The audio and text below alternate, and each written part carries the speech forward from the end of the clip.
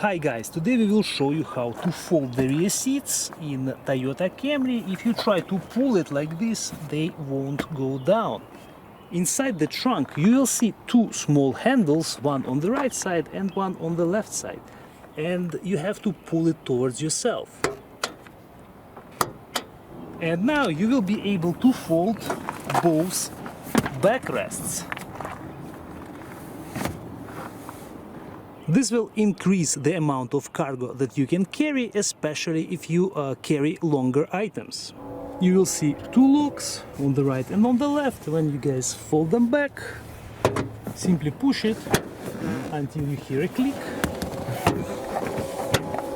And now they're back in place.